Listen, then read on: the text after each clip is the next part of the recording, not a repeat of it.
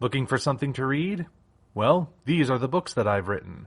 Hop on down to the description to find the Amazon links for all 4 of them, and keep your eyes open for more in the future. With that said, on to the video.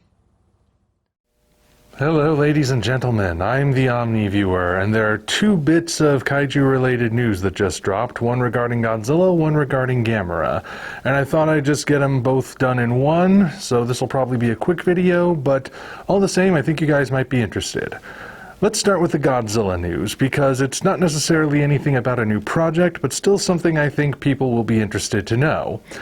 Pluto TV has announced a 24/7 Godzilla channel that's coming soon. For those who don't know, Pluto TV is a completely free streaming service. It's ad-supported, so if you're watching something on there, whether it's on demand or just running like regular TV usually does, you're gonna get ad breaks throughout, but you're getting it for free, so that's just something you'd have to tolerate.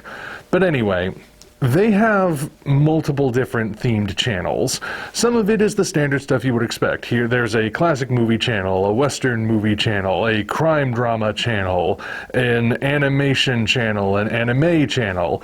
But then there are some channels that are perhaps a bit more specific in focus, like a 24/7 Bob Ross channel, a 24/7 Garfield and Friends channel, a 24/7 channel of just nature footage with ambient music, or just the sounds of nature itself. There, you get the idea. It's got a wide variety of stuff.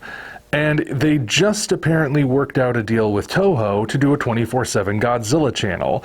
This will include movies and animated series, according to the announcement. It actually doesn't come as that much of a surprise to me, because I've noticed that their Tokusatsu channel, which is usually reserved for like Ultraman, Super Sentai, Kamen Rider, those kind of shows, has actually been running a lot of Godzilla movies recently. So the fact that they did that and now suddenly they're announcing Godzilla's going to get his own channel, that doesn't necessarily come as that big of a shock if you've been paying attention. Now, of course, if you're someone like me who owns every Godzilla movie that's available in the West on physical media, this may not necessarily affect you that much. But if you're someone who missed out and you've wanted to have access to all of those films but didn't up to this point, well, now's your chance. They're going to be running 24/7 just on the channel itself with ad breaks. Presumably that means they're going to be on demand as well. Now, whether or not this is a channel that sticks around for a long time, I don't know.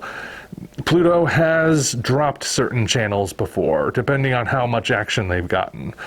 But I have a feeling that they wouldn't be doing this if they didn't expect it to succeed somehow. So we will see.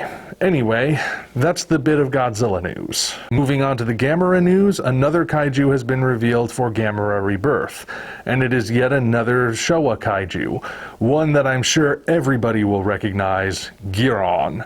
That's right, the knife-headed kaiju himself, the one that preceded the kaiju who is actually named Knifehead, he is back. I think a lot of people were pulling for this one simply because he is such a distinct-looking monster, one of the most recognizable monsters of the Gamera series. Now, as usual, we're just getting a silhouette. We can't really make out any detail. We can see they retained the knife head portion, and it looks like either his jaw splits in 2, or maybe he's just got a really spiky tongue. I'm thinking it's the jaw splitting in 2, because if it is a tongue, it looks way too similar to the lower jaw for, well, anyway, we don't really know what it is at this point. I gotta say, I think they made the knife portion of the head a little too narrow, I guess, because part of what makes Guiron stand out is the fact that his head is so large and flat. So dropping that portion and making it a bit more streamlined, I don't know if that works as well, but we'll see what happens when it's in motion.